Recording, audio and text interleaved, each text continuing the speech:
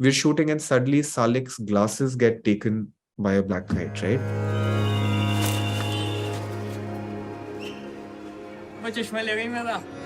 That's the kind of footage you can only dream of. That was a complete accident, but I think it's like if you're patient, then life rewards you with accidents.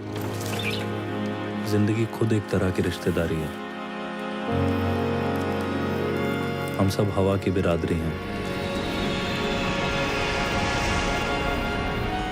How long did all that brief take from inception to finish?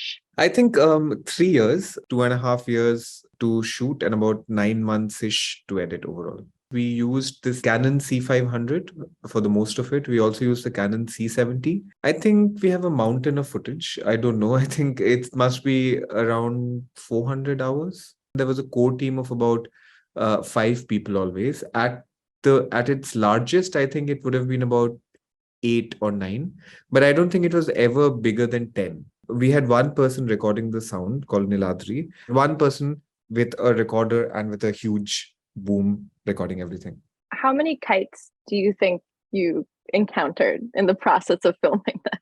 Infinite. Like, it's absolutely impossible to put a number. In the thousands, for sure. Yeah.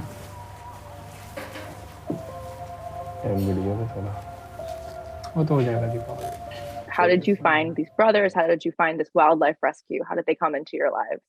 Well, the thing is that when you live in Delhi, you're obviously very aware of the air. It's a very heavy, tactile, visceral, opaque thing. And your life is entirely immersed and laminated by this broad, pervasive grayness. It came as a kind of triangulation of bird, air, humans. That's how it began. Very often when you're driving in the car and you look up, you see these tiny black dots gliding in the sky, which are the black kites. And I was gripped by the sense of one of those birds falling, And I literally went back home and Googled what happens to birds when they fall off the sky.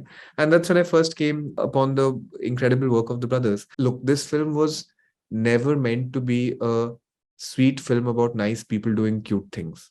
Right? I was not interested in making that kind of a film about a bird hospital at all. I was interested in getting into the complexity of their emotional relationship. I was interested in the social unrest background. I was interested in the broader philosophical stakes involved in thinking about climate change and how does one hold on to questions of optimism when things are this seemingly bleak. तो भाई अगर हम अंदर जाके लेटेंगे तो चीले हमें भी खाएंगे क्या? जाके लेट के देख ले. What did you learn about filming animals, and how did you capture that really sweet shot of the bathing kite? By the way, the bird that's being washed is not a black kite. It's a sparrowhawk called the shikra. We divided it into the bird in the sky and the bird on the table. With the bird in the sky, I wanted them to be like we see them in the naked eye, like just tiny dots. With the kite and the cage on the table, we really wanted to find these kinds of handsome portraits because these are magisterial, regal-looking birds. And these are also ferocious raptors. They're not cute, cuddly songbirds, right? So I wanted to capture that essence of this kind of otherworldly, wondrous thing that you feel when you're confronted with a ferocious raptor. We figured out tiny cranes and tiny tracks. Just tripod wasn't cutting it. To figure out micro movements that would feel cinematic in relation to the scale of the bird was important. How did some of these ideas and shots come to you? Was it something that you composed yourself, or did it all just happen naturally? I feel like in the 3-year course of the film, the actual grammar of the film only evolved after a year and a half. The brothers are contemplative, meditative people. So over time, I realized that the film had to be contemplative and it had to be slow and it had to be poetic. One of the languages that was developed by Ben Bernhard, the German DP of the film, and then the Indian DP called Riju Das, was that the film couldn't just be the through line of these two brothers and the work that they do.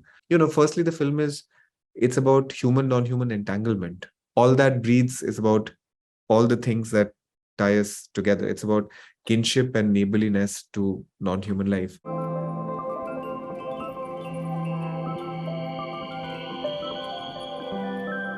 चीलों को गोश्त खिलाने से सबब मिलता है.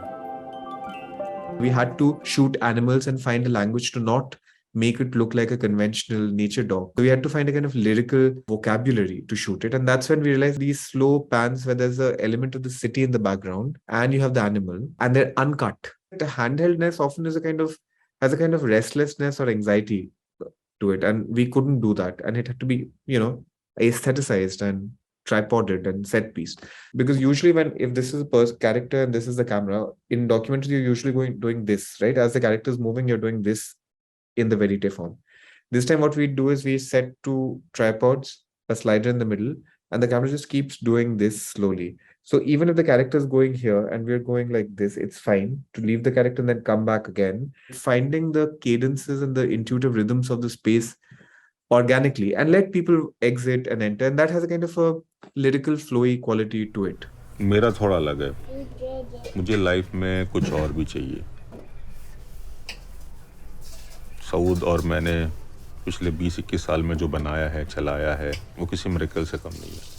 What about the brothers' personality and their relationship and how open and honest they were with their lives that appealed to you? In the creative nonfiction, we are interested in their everyday quotidian lives where they're doing nothing, right? It's not a talking head interview. So I think boredom goes a long way. And boredom has a kind of blunt power where the camera is not an obtrusive big presence and they're bored of you and you get the first yawn on camera, is when you know that you suddenly get quotidian life in all its everydayness and humdrum mundaneness, which is the aspiration of the documentary. Once characters are being instead of behaving in front of the camera, I think then you get good material. And the brothers they're very understated. So that helps the verite cause, I think. Why was it also important to frame this in the background as the religious violence escalated in town and political unrest? Why was that important to include this in your narrative?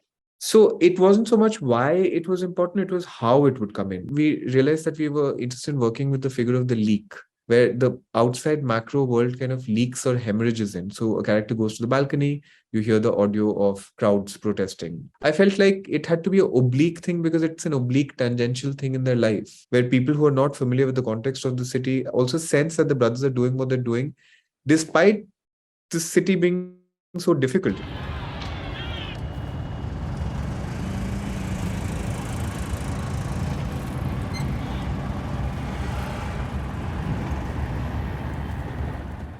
And that scene in particular, he's watching on his phone what's happening down the street.